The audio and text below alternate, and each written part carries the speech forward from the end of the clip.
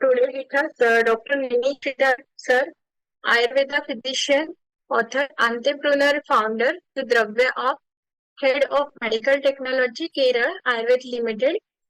He has experience as Head of Medical Technology at Kerala, Ayurveda Limited since 2024, leading a team for project integrating medical knowledge and technology. He is a founder of Dravya since 2016, an award-winning database with 35,000 global users.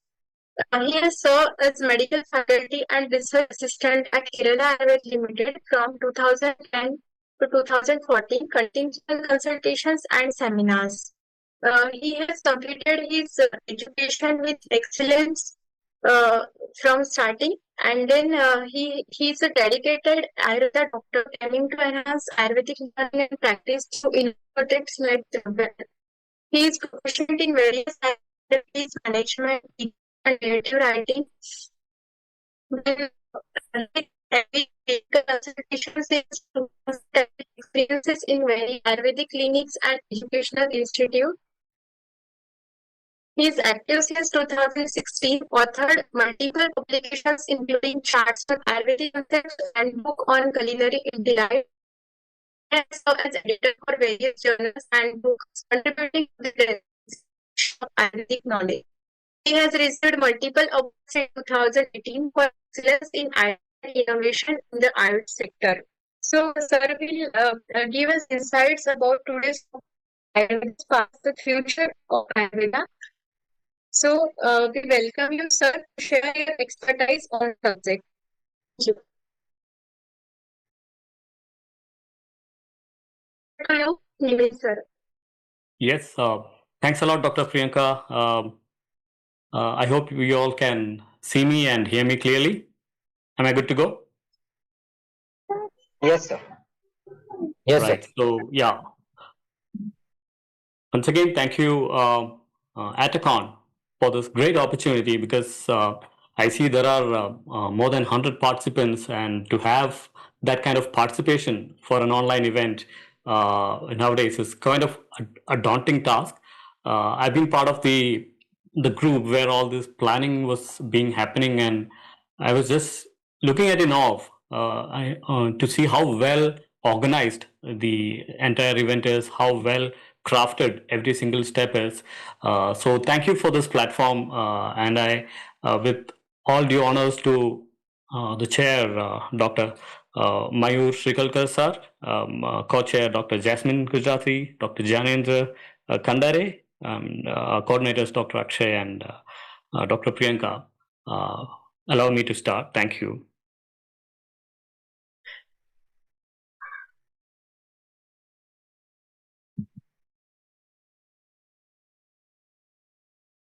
Right. So, can you all see the screen?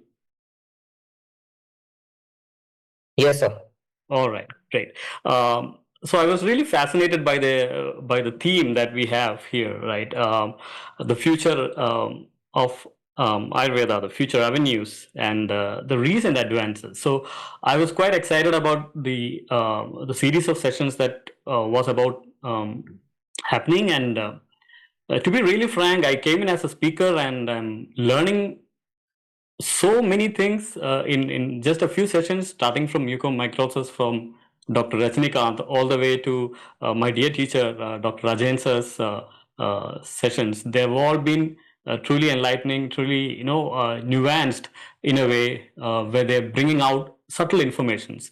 So at this point, I really wonder whether I would be any match, or the session that you're going to see would do any justice to the audience who are seeking very sharp clinical knowledge, because from the topic, what I have designed was something more on the incorporation of technology, or AI or ML into what Ayurveda is and what Ayurveda can be. So throughout the session, we'll be navigating through a few key elements. So first, we will look at how ready we are to adopt the bombardment of new tech that's happening in multiple industrial segments. We will also explore, will it do the larger good to Ayurveda, connecting AI and machine language and learning and stuff like that. Where can things go from integrating that? And the third segment would be mostly on some projects that we had created, incorporating these foundations and the scale in which we can expand that into the larger Ayurveda segment. And of course, as you may have doubted from the title that you're seeing, um, are we moving away from some of the foundations and establishments that make Ayurveda stand apart from the rest of healthcare systems for the sake of adopting technology and standardization? So we'll be also exploring some of those elements. And while concluding, I'm mostly addressing the students, and because this is a teachers association, I believe the largest participation from would be from the teachers. So through them, they would be able to share that word into the student community. So without further ado,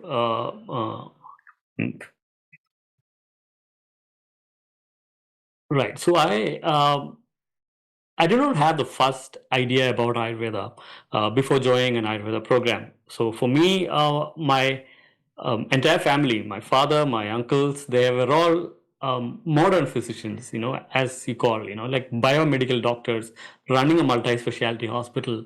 So for me also, the natural process was to go into a med school, learn MBBS, and become a doctor. So for me, that was the only doctor that I knew about.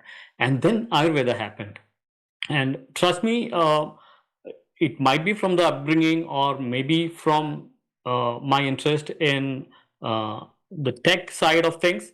Uh, right from the very beginning of those sessions, the classes, I was very fortunate to get, prudent, doyens of Ayurveda as faculties like Professor C.R. Agnivesh, Dr. G. Vinod Kumar, Dr. P.K. Narayan Sharma. They were all, they lived and breathed Ayurveda.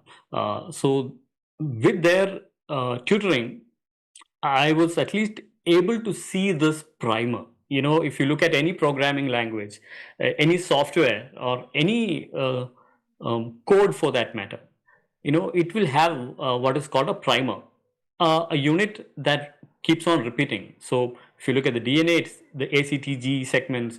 If you look at the JavaScript or a C++, any application would have this repeating units, right? So we have this fantastic primer called the Panchabhutas, which has been re-amalgamated into the three doshas to address the living, breathing entity. So this dosha foundation, for a mechanical system, for a machine-dependent system to function, it needs two principal aspects. One is the identity of this primer and definition of this primer. So through the guna karmas, we know from the very first chapter, we start learning about the doshas, tatra ruksha, legusi, the khara sukshma, chalo vanila. We get the full mapping of what a particular dosha is, and then they talk about their normalcy, how a dosha functions in the normalcy, tamuchvasa, nishvasa, utsaha, praspandana, indriya padava, vega pravartana. So you get the normal functioning, and then you get the derangements. Karshe karshne gatrakamba smuranoshna gamida sabnya nidranasha belendriya bakada astishulam. So what you get is a very clear step by step guidance to understand what this primer is, what are its normal characteristics, and what happens when it gets deranged.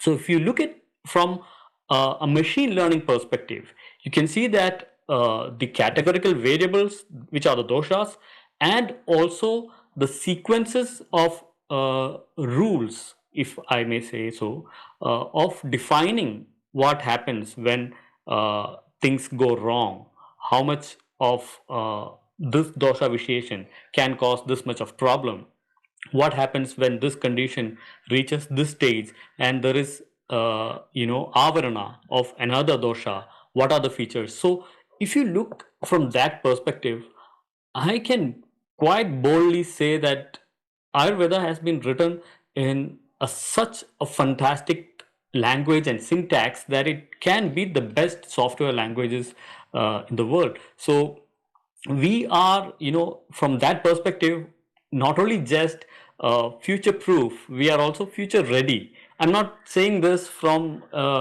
because I am an Ayurveda Vaidya and I've spent these many years learning it. It is also because I've been looking at a lot of tech systems and trying to figure out solutions to best adopt this information into digital products. And I found that all we need to do is to have a foundational understanding of this code, because when you have to write a code, we need to understand it. And the more you know about this foundation, the better you can create digital systems with it.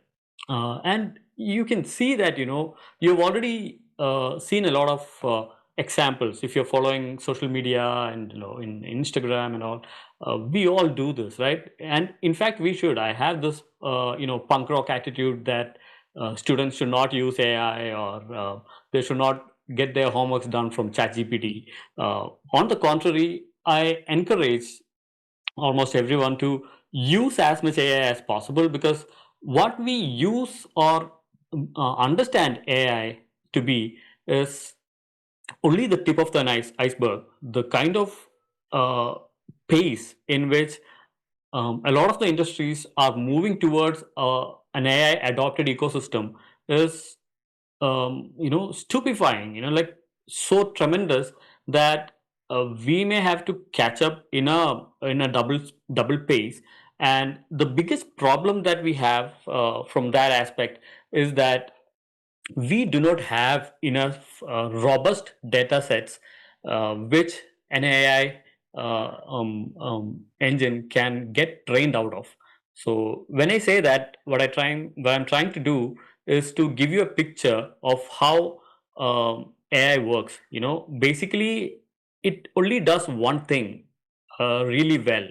It looks at the best word that it can say after it has said something. So when you ask something to ChatGPT, or if you're using Gemini, and if you enable show thinking, you can see the methodology in which the AI is thinking. It's just focusing on one word at a time, and this word is taken from the entire resource that's there in the internet. So it's just like what we call in programming GIGO, garbage in, garbage out. So I don't have to tell you that the majority of literature that's out there in the name of Ayurveda, that's on the internet, which an AI tool can read, is subpar. It's not just subpar, it's not just below quality, it is mostly confusing and contradicting. So you must have seen how AI responds quite stupidly to a lot of things that you must have searched. And the more you know about the subject, so if you have very in-depth knowledge about Jara Chikilsa, and when you try something on ChatGPT, say, let's say, for example, what is the incubation period of Santata Jara, uh, the answer that would come out from almost any chatbot out there, or machine out there, you would not be satisfied, because that's what it is being trained on, information that's not very reliable. So the need of the hour is to create robust data sets which are annotated, which we are sure is the best source of information, and are not just digital copies of Ayurvedic literature. I don't know if you've seen a Sanskrit scholar training the Grok AI. Grok is something owned by Elon Musk. It's a very advanced AI tool. So it gets almost all Sanskrit words wrong, because that's how even the one of the most reliable dictionaries, say for example Munir Williams, have defined Ayurvedic terms or Sanskrit terms in general. We need to do a lot of unlearning to AI before it starts, giving us information, at least from a technical front. So that is the only way forward to create proper ontologies in which native AI systems can get trained in. So there are a lot of methods by which we can do that. We can do what is called a pattern mining from the textbooks. I'm not going into the details of all those. But what I would like to show you are some key areas where AI and human, mostly like the Vaidya or the Ayurveda community, can sync really well and create excellent solutions. Not just a chatbot. Chatbot is the easiest example of things that you can do with AI. So one of the best fit scenario is certainly the database on ingredients and products. Now, we all might have learned, by rote learning about ingredients. So when somebody asks what's Tinospora cordifolia, you immediately go into the sloka that you have learned, like Guruji Kadgadikta Swadubhagam Rasayani. So you go into that mode and then you retrieve information from there, from the slokas that you have learned. But what often happens is that the ingredients that goes into Ayurvedic formulations, there are at least a few hundred of them. How are we as modern day human beings with all the distractions around? We have to update our social media, right? We have to catch up on the reels. We have to do a lot of things in parallel. We have our responsibilities. We have a clinic, practice.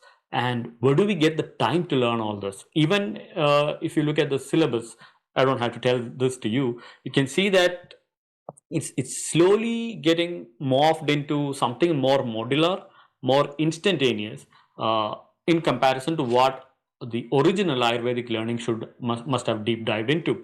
So one key area where preset databases can really shine is the information front, and we had spent quite a lot of time. In fact, I started this project in 2004, way back when I failed for the first time for this subject. I didn't think that I'll be creating an app or a tool at that time. I was just compiling data. And in fact, that is the first step of any database creation, compiling it and then standardizing it. So I've been creating that data set since 2004.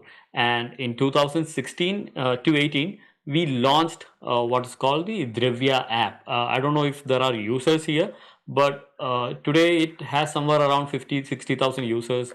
3,000 to 6,000 people use it on a regular basis. It is nothing but a fully searchable database of all ingredients and products of Ayurveda. By all, I mean not just herbs, but also metals, minerals, animal products, gemstones, you name it, Dravya would have it. So that is one database, one kind of work that really benefits from integration of AI. And I'll also give you some examples.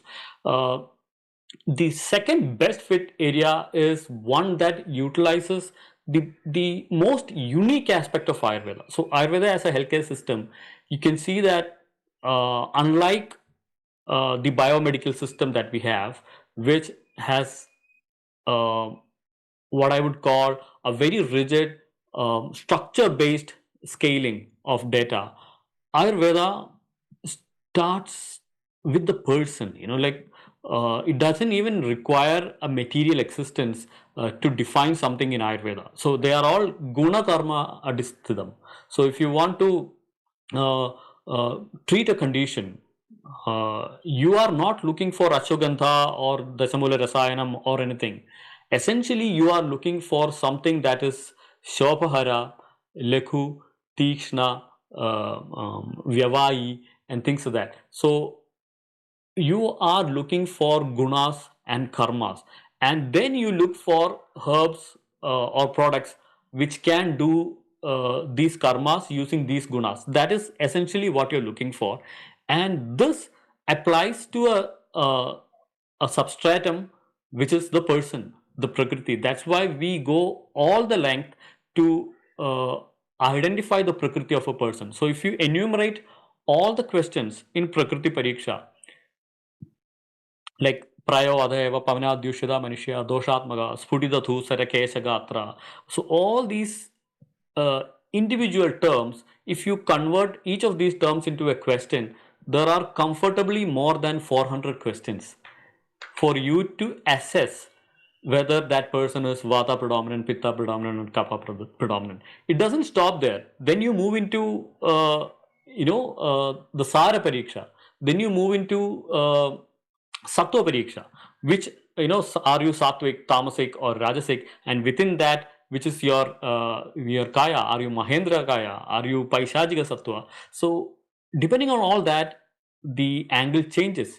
So, we know that Pitta people are prone to anger, but a Pitta person who is Sattvic, their anger is something that you always want because something constructive will come out of it. But if they're Rajasic, they become explosive. If they're Tamasic, they become implosive. So the same attribute changes with this. So that is the level of personalization that Ayurveda has. And if you look at the Chikitsa Tattva of almost all diseases, you can see that granularity.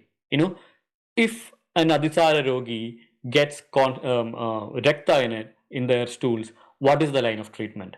If a Prameha Rogi has turbid urine, what is the line of treatment? So every ifs and thens are given, and that is essentially how a programming system works. So we need the best fit area.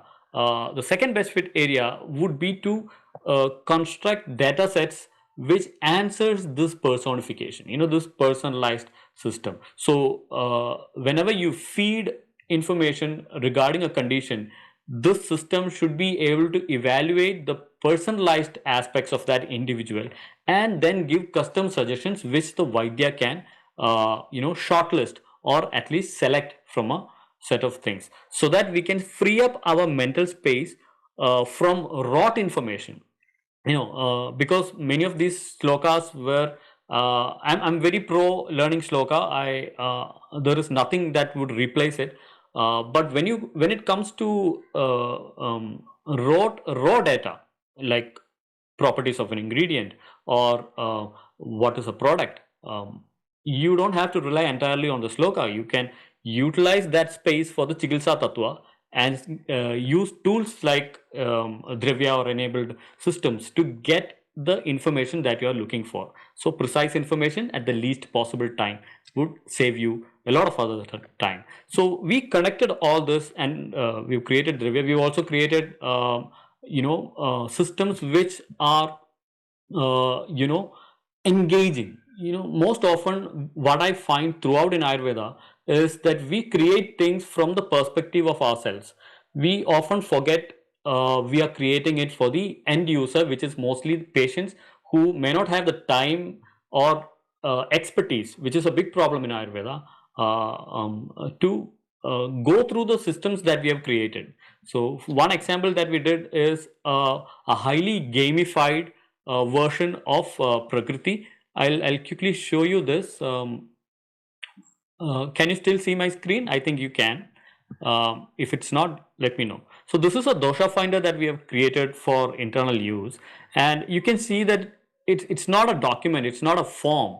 They are all animated. I'm just giving you screenshots, animated characters, and you will get questions which are either yes or no. It's not a Likert scale system, and go ahead, you answer all these questions, and what you get is a highly granular level of dosha for every single attribute, physiological, anatomical, psychological. So what powers this? It's nothing but data. It's pure data gathered from the text, which has been converted into standardized subsets, where somebody who is answering doesn't have to bother about the technicality or such accuracies. They just have to work with it, be playful and relaxed, and the system will generate the entire information for you and also to the doctor's dashboard. Another key important area that the entire industry should focus is on sustainability. I will be talking more on this because I believe, I'm actually afraid that we are not quite aware of the trap we are building ourselves when we are trying to scale Ayurveda on a global level, because foundationally we are not that rigid a system, that robust a system which can scale at this speed. There are a lot of problems in the grassroots level of this industry. If we are not addressing that, we would end up in big trouble. And AI or tech-enabled systems can play wonders here if we build it with the right philosophy and thought process in mind, which is not profits, which is not quick accelerated growth, which is sustainable growth. Another area is to assist the Vaidya in the pre and post aspects of clinical diagnosis. Giving Pathya advices or screening the patients who have come in. An AI can beautifully take over these tasks in almost all languages that's around the world. We can set such systems in the environment, in our clinical environment, in our MHR systems, so that like I said, the cognitive load on the Vaidya is lowered. They can focus on the most essential aspects of it. Another area which I also feel would be really engaging is to look at the data set which is already there and create methodologies to purify it. I know this is this may be too much at this point to elaborate on those methodologies, but for the time being, understand that this is just an AI system is just like a fully intelligent newborn baby. Somebody that is just born, but with the entire knowledge of the world in their brains. So somebody who is born doesn't have the experience of living.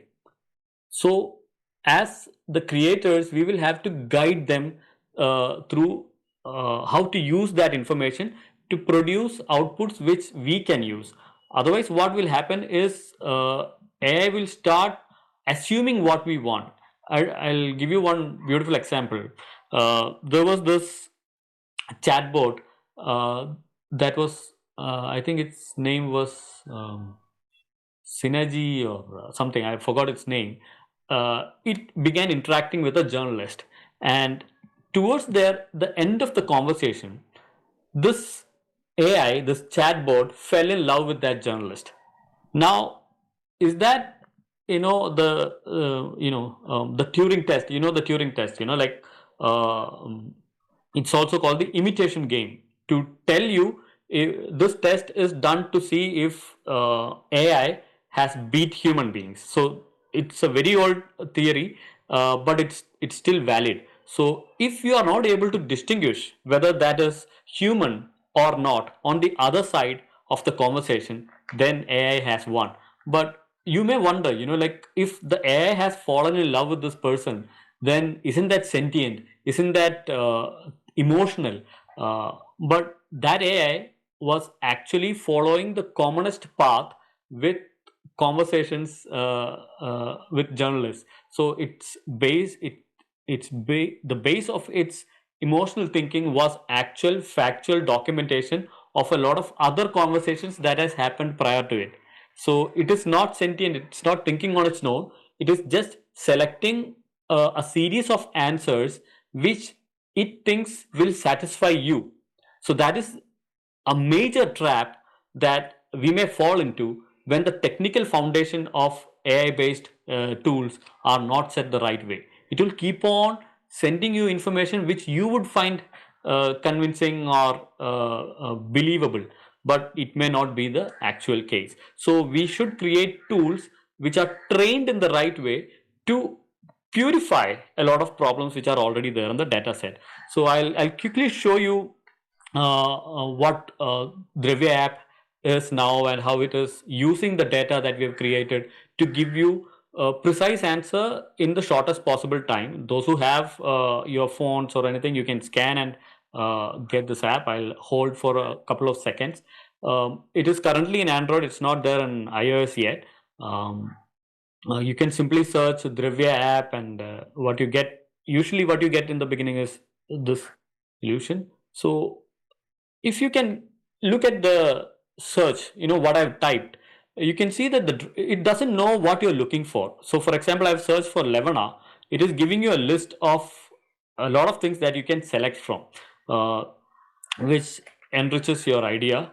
And we also have what is called a multi-search. So currently we have stopped thinking like this. We have stopped practicing like this because this is too much of a pressure on the brain. We have a lot of other works to do. The patient to mera samne hai, I need to do the consultation, right?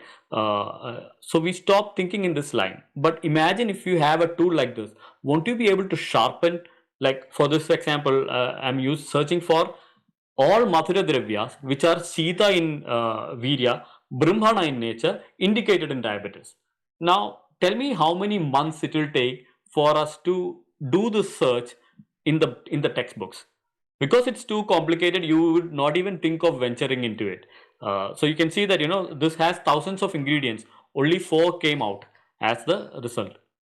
And like I said, we have 3,000 plus ingredients and entire textbooks like Sahasra Yogam, Charaka Samhita, Ashtanga Hridayam is being added to. A lot of information is already there, and this is how you get it.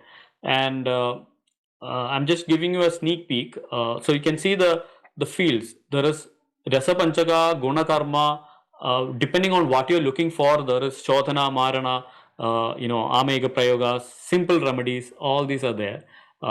And one area where AI really shines within Drivya is to identify similar things. Now, this may not be entirely in accordance to the textbook, but what it does is it looks for example, I'm looking for other lehyas which can have some similarity with Chanprasha. So it does this sweep across the data set and it comes out with some results. Say for example, Vyakriyadi Kridam. It has 16% ingredient match, 25% indication match. And if you expand that, you will also see which are the indications matching. So you could solve a lot of problems which is in your clinic. I don't have this particular product, but this is the condition. What else can I give? What else could be there in my pharmacy which is not there in my mind? So such answers can be, and there is a unit convert, not a big deal. It's 20 plus language and all this. So that's Drivya for you. And currently we have made the entire Drivya app free. Earlier it was a freemium model. You get some features only on the paid. But since we have launched this project, this is what we call the Smart Herbal Garden. We install QR code enabled herb labels in colleges and institutes. We have covered around 20 institutes so far, and that is a paid model. So from that revenue, we have made the app free so that everybody can use it for free. So this is a sneak peek into that. And now let me go into the true question that was there in my title.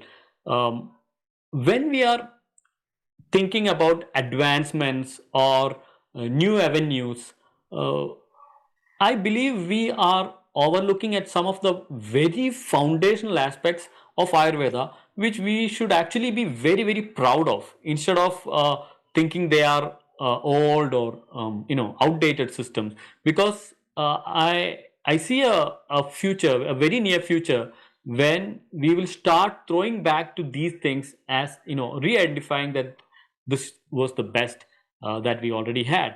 And to begin with, I would like to tell you that the learning culture, the original learning culture that Ayurveda had was phenomenal. Like it was truly fine-tuned to accommodate the Ayurvedic thought process. So only if we have, as teachers, I know that you will agree with me 100%, that only if the academia can shine, only if that root system is strongly formed, can we grow resilient trees. So we need that learning culture to come back into the academia, to come back into the syllabus. It's not, I know we have the new syllabus is very, very modular. It has become very sharp in the sense of documentation, but we can also see that will it connect to the larger future of Ayurveda.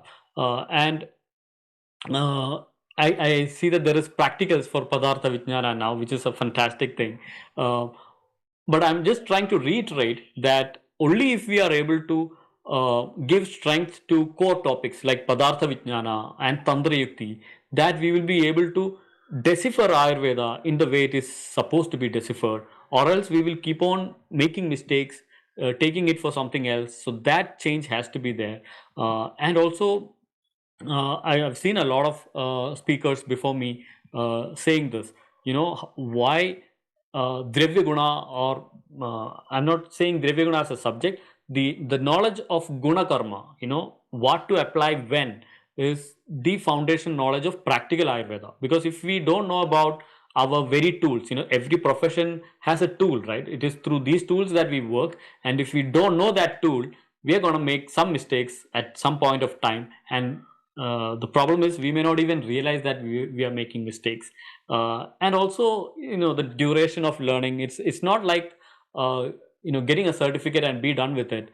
Medical education in general is like that, but Ayurveda, I would have to say, you even if you know the entire Charaka Samhita, you when you reread it, it's always a new thing. So I would like to state what Vaidyan P.K. Warrior said a long time back. He was the chairman of Kottakkal Ayurveda Shala. The sloka, it's a Malayalam verse which says, Etilanje, Katilanje, Natilanje. Ed means pages, like you have to spend 5 years exclusively on the pages, not even trying to understand what you are learning. It's just a kind of rote memorization, mugging up of the pages alone. You're just laying that foundation, not knowing what that foundation is. Then you spend another 5 years in the kadu, in the jungle, in the forest, or in the most basic setting of Ayurvedic learning, where you spend time with a guru, identifying herbs, knowing how to procure it, when to procure it, how to store it, how to convert it into formulations and all this. And after that 10 years of time, you have to spend another 5 years, Natilanje, in a grama, in a village, in a city, wherever, apprenticed to a learned Vaidya, seeing Vaidyam in practice. Now, that is something that's awfully missing. If you don't see Ayurveda in action, how are we gonna trust the system? How are we gonna build confidence in the system? To be really frank, I had my doubts in the beginning, but only after seeing senior Vaidyas practice, things getting proven, that I started trusting the system. This is just some ancient Sanskrit literature. But when you see this in practice, I've seen Kagabadam being done, like to arrest uncontrolled uterine bleeding post delivery. The Vaidya did the incision that you apply on the head in the shape of a crow's feet, instantly stopping the bleeding. I've seen angina, cardiac arrest being handled by Siddha Magaradhwajam. So all this brought trust. I've seen research studies which proved why you have to do 101 repetitions of Shirabala to get Shirabala 101. Not even 90 will do. You'll have to do it at least 100 times. So that is the level of foundational understanding that we have, and the learning that we need to push the system further ahead. Now, I've always felt this. I don't know if you would agree with me, because we are moving more into a centralized system. A place where we could get all the ingredients, we could make all the products, then we can ship it all over the world, and people around the world can use it. But unfortunately, that's not the functional unit of Ayurveda. You've seen liver and kidney and all, they're having this functional unit, the SNI and things like that, right?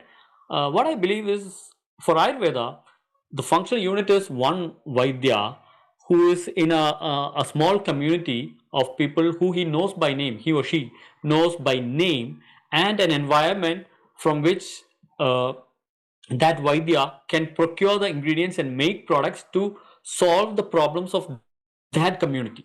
That is the most functional unit of Ayurveda. And trust me, with robust tech systems, you can easily create this environment in the coming future. Maybe not now immediately, but in the coming future, you will be able to create your own tiny hotspots of excellent Ayurvedic application. And that's where we are heading to, is what I truly hope. And now, another thing that I feel is that we should break this four-wall clinic setup, because um, if you look, the word Charaga itself is an itinerant Vaidya. They would create formulations, they would understand ways of storing them. Most Guligas, these Vaidyas would carry with them, and they would keep on moving from place to place. Vakpada started from Sindh and at least must have come till Ujjain. Some even believe he had attained Samadhi in Kerala. So this travel is not just for seeking yogis. Earlier times, people who carry books with them were either Vaidyas or Jyotishis. These Vaidyas would carry books and also some medicines, and they would not only treat, they would propagate Ayurveda on the way.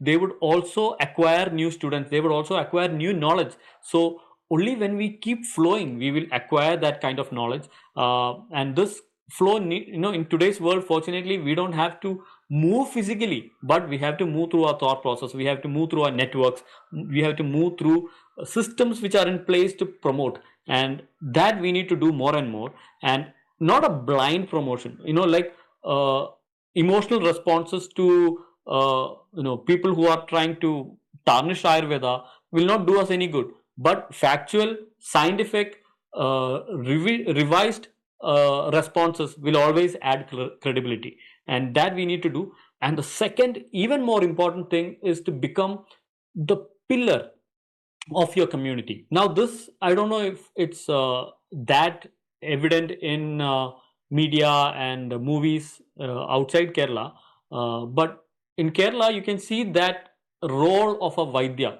You can see Vaidyan sitting and chanting entire Drakshadi Kashayam in a movie. You can see they involved in day-to-day problems of people, not just medical. Whenever there is a problem in this community, they would rush to a Vaidya, because Vaidya was not just a Vaidya, he was also judge and jury of that area, because people trusted him. They respected not just him, he or she. They respected the Vaidya's knowledge and providence. Ayurveda actually makes you that, whether we are aware of it or not. The grooming that we get, the learning that we get is not only making us an excellent physician, it's also making us a very prudent human being to identify what's right and wrong. Now, that's not something that every professional college or system will get. This is something very, very unique for us, and we should embrace it so that we can become strong pillars of the community. Now, right now, I believe there is this identity crisis because, of course, colonialism and a lot of misconceptions make us want to be more accepted by the society as a doctor than a Vaidya. Now, I always say, why do I keep doctor instead of Vaidya? Because I am very confident to call myself a doctor, but not a Vaidya, because I've not reached that level to call myself a Vaidya is what I believe. So such is the value of the word Vaidya, that it should not be used just like that. And this identity crisis affects everything, our day-to-day practice, our trust on the system, the way in which we promote. All of this is getting affected. Some examples I've just listed, like we do this BD 202 kind of prescription, but how many of us really deep dive into the Aushadha Kalas? Do we talk about the Sagrasam, Sa, Mudgam, Nishi, Muhurmuhu? Of course, for some conditions that has become more of a protocol, but shouldn't we be doing it for every single prescription that we are making? And also, uh, we are also subject to what people think about us. The best example is to look at commercials. Have you seen Ayurveda Vaidyas represented in commercials? How can young new doctors break that barrier? Like we are always portrayed as 60, 70-year-old pot-bellied male with rudraksh and all these paraphernalia and attachments, and people believe that for you to become a Vaidya, for you to be trustworthy, you have to reach that level. That has to break. Like it's not that young doctors cannot have that kind of information. With the adoption of technology, I can safely say that we can bypass 30, 40 years of medical learning. Because in our center, Dr. Rajagopalan, K. Rajagopalan, Padma Shri, used to be a visitor. I've seen how he practiced. He has very robust understanding of all Ayurveda textbooks. So it's like a ready reckoner of all information. And then he customizes every single time a rogi comes in front of him. He would add shundi to drakshadi, he would add something to this, that, and customize products all the time. So that level of knowledge came only after 30, 40 years of practice. With technology, I am safely saying that we can build time machines by Hello. which we can enable younger Vaidyas to become more proficient. Hello Sorry? Sorry to interrupt you sir अभी next session scheduled है तो थोड़ा time कम है अपने पास All right. So do you want me to stop or? Yes sir please conclude in short time Okay, give me 5 minutes. So, yeah, this is what I'm trying to say. I don't know if you know about the Fritillaria royale situation. So when we expand Ayurveda, we can see that the majority of the plants are also getting destroyed. So where will we go for Kakoli when the whole species is gone? I'm just pushing all this ahead.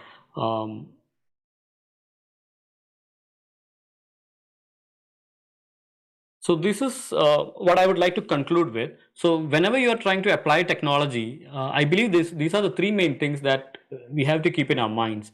We have to trust the foundational logic because that has been there for quite a while and we are not able to disprove it so far. I don't know about proving it from the modern point of view, but from my understanding, this is a very robust system and we can safely adopt it. And we should be able to, incorporate that seasonal understanding through and throughout. And what needs to go is listed, you all know this. And also a blind ritualistic practice of Ayurveda. Why are we doing this is a question that a lot of people doesn't answer. So when they say Krodho Daksha Duradamsi Rudrotha Nayanod Bhava, fever has originated from the eyes of Rudra, we should be able to, that I got a lot of flack for saying this, for blindly trusting it. But I would always ask, what benefit will we have when we know this? If we are able to extrapolate this information with pituitary gland or some logical application, we don't have to go into modern anatomy and physiology, but classical Ayurvedic application. And what must change? Of course, the way in which we are approaching research and all this. I'll just give you, to conclude. Shasanam Adhyayana Pravakshyami. Could this be a Gurukula in future? Why not? Because that could be one area into which we all evolve. And see, this is a video I took 5 seconds to create. I don't know if you grab this, for a piece of this back in 1996 would have cost, lakhs and lakhs of rupees. Now, I got this question asked, will AI take over our job? So the thing I did is I just asked AI.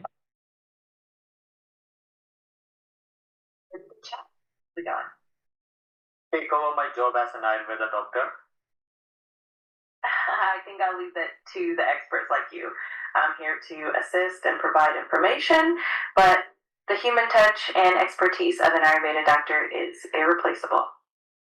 You got that? The human touch and expertise, because no artificial intelligence system can ever replace the compassion that a human can feel.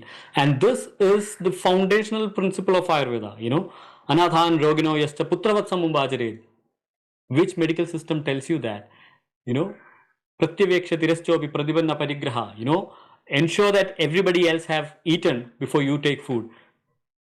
That is the beauty, that is the root where the strength of Ayurveda lies, with that personalization and with that compassion. I'm sure that AI will always be an enabler for Ayurveda, and future is truly going to be of Ayurveda. if we tune AI in the way it should be. So I'm sorry I took more time than you expected me of, but if there are any questions in this time, I can take it, and if time has elapsed, I can answer it later also. Thank you. Over to the coordinators. Thank you, sir.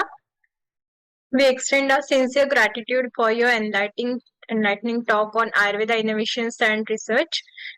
You have showed us avenues in future Ayurveda by revisiting the past. So thank you very much, sir. So we have the team of experts here for their concluding remarks. I would like to call upon Dr. Mayur Shiralkar, sir, to share his perspective on this scientific session. Over to you, Mayur, sir. Dr. Sridhar, sir, first of all, I would like to congratulate you. It was a wonderful, wonderful session. Initially, actually, I was scheduled to chair the session for mucormycosis as I myself have operated a few. But I'm happy that actually instead of chairing that session, I got an opportunity to chair this session. Well, your way of looking towards Ayurveda from the future aspect is remarkable. I think I have no words for it. Of course, yes, as you rightly said in your last slides, that is one thing that I always have feared. I am a bit of a fearing person about AI because there are speculations, there are talks that AI is going to replace humans in the future, and it is not only going to be related to general physicians. We have got robotic surgeons, even surgeries right now having done. And there has been a speculation that by 2035, majority of all humans, whatever we are, because if you just go and see, and if you ask AI about if I'm getting cold, what prescription, what medicine should I be taking, and you get a big prescription in your hand. So yes, definitely I am a bit skeptical about this, because I always do feel that to some extent AI probably might replace humans. As you must have seen the movie Terminator, the Skynet project, you must be seeing it. You know how Skynet takes over humans later on. So, so to a certain extent, I definitely do feel that in the future this probably might happen, and that is a fear, obviously, which is there in our mind. Probably that might not happen also. But having kept those things aside, the way you have taken Ayurveda forward, the way your focus is there of creating the AI for Ayurveda has no words. Hearty congratulations, sir, and keep on the good work. It's a marvelous thing. Thank you. Thanks a lot coming from you, sir. Thank you. Thank you. Thank you, sir. Now I would like to call our dignitary co-chairperson, Dr. Jasmine Gujarati ma'am, for her expert opinion on the talk. Yes, very good evening to all. And first of all, let me congratulate Dr. Sridhar sir. I will say it's a very rare combination. So much deep knowledge and understanding of Ayurveda, and along with that, a very good catch on AI and technology also. So it's a very rare combination, sir. Congratulations to you, and you have a very bright future ahead. And you have raised the question and you have answered it yourself, that whether AI will replace, and you only answered that academia is the solution. We need a very robust academia with the excellence, and nothing can replace, as AI also answered your question, nothing can replace clinical expertise. And that experience also you shared from your teachers and mentors, that how the treatment algorithms were being created and how the permutation and combinations of each and every drug were being prescribed. So of course, it is the need of the time to learn, but who will be learning? That also question you raised very importantly, that who will be learning? Because we do not want textbook prescriptions directly, Grok giving us. If we feed Charak or any chapter to Grok, it will give us the prescriptions. We do not want that, sir. And very brightly you have made that point, that academia, what Charak said, part of both Anushtana, and what Warrior says also said, that 5 years of book, 5 years of. So very rightly, nothing can replace that. And once again, I want to congratulate. It was a very excellent and eye-opening session. It is a need of the time that we should understand where to apply, how to apply, how much, and very rightly, it's a database. Even if we ask something from the AI also, lastly it will mention in few lines that I'm not getting the proper database. There are uncontrolled trials are there, RCTs are not followed, the standardization is not being followed. So it is us who will have to database is there from Charak and Shushrut and all the Sanhitas, but the clinical trial database, that is our job, that is our work, and it is we are just far away from that. That needs to be created. So congratulations, sir, once again for a wonderful session. I thank all the organizers to have him with us over here to have this wonderful session. Thank you all the organizers for having me also. Thank you, sir. Thank you. Thanks a lot, madam. I'll cherish this. Thank you, ma'am. Now I would like to call Dr. Naneshwar Khandare, sir, for his expert opinion. Good afternoon, everybody. Respected dignitaries and dear students. First, I congratulate Dr. Sridhar, sir. It is a matter of great honor for me to serve as the co-chairperson of this important session of Dr. Sridhar, sir. I am very thankful to ATA President Dr. Rahul Suryavanshi, sir, and team for giving me this unique opportunity. Ayurveda, as we all know, is not merely a system of medicine, but it is a science of life. Its timeless wisdom has been beautifully summarized by Acharya Charak. That's like swastasya swastha rakshanam, aturasya vikar, prashamanam cha. Now the central question is, can the past of Ayurveda guide its future? The answer is yes, definitely yes. The past of Ayurveda is not just a history, it is foundation for the future. Dr. Nimin Sridhar sir covers the many points about past of Ayurveda. His speech is very fruitful and knowledgeable and wonderful. He tells us about importance of AI also. AI से घंटों का काम मिनटों में हो सकता है. हाँ, मैं AI यूज करता हूँ, तो मुझे इससे काफी लाभ होता है. काफी नए नए AI आए हैं, जैसे अभी परप्लेक्सिटी AI है, जो कि उसमें बहुत सारा रिसर्च का काम हो जाता है. और काफी नए नए AI आए हैं, नोटबुक AI है. सर ने और द्रव्य गुण ऐप के बारे में भी बहुत अच्छे से बताया, और सर ने आधुनिक वैद्य कैसा रहना चाहिए, उसको AI का नॉलेज कैसा रहना चाहिए, इसके बारे में भी बताया. As co-chairperson, I urge all of us to preserve the essence of Ayurveda's classical wisdom, validate it scientifically for credibility, adopt it innovatively to modern challenges. Sir is given a very beautiful lecture. I again congratulate Dr. Sridhar sir and thank you for ATA team. Thank you. Thank you very much. Thank you. Thank you, sir. Sir, we have a question in the chat box. yes, Aditya Ladvikar has asked that how can we advance this? Is there no such integrated course for bio and AI coding? If you're asking about Ayurveda and AI coding, as you know, we don't have any courses on it yet. But fortunately, the learning environment is also changing since the advent of AI.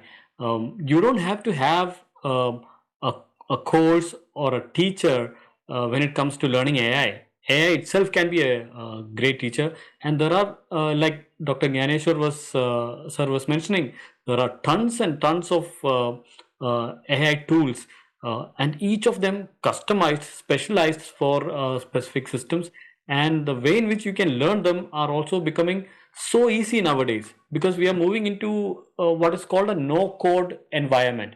You don't have to code any data to create an app or a website. So that is the era, coders and language learners, they are all gone. Like our dear chair was saying, most of these jobs are gone. So learning also has become quite transparent and true.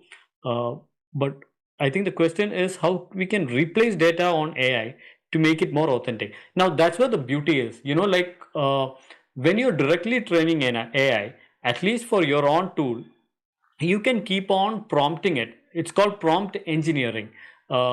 giving it courses, directions in which it should think, and use these matrices, use these algorithms, use this methodology. All this, all you have to do is just tell it, and it will understand what that methodology is, and it will start learning based on that. If you are asking about courses, certificate courses that you need to get, there are of course a lot of online resources, universities too, providing dedicated courses on AI, machine learning, and also even more importantly, what is called prompt engineering. That's something that's going to be a hep thing in the near future. It's already is. I know it doesn't solve the entire question, but I hope it's some answer. Yes, sir. Your expertise will really helpful for all the students and even the teachers who has joined today with us. So once again, thank you for being with us. Now it is time for a vote of thanks. On the behalf of organizing team, I would like to thank all the eminent personalities who shared their expertise in this scientific session. I would like also thankful to all the participants for their active participation. Your contribution to Ayurveda is really valuable, and we are inspired by your dedication to this field. So once again, thank you to all, and over to you.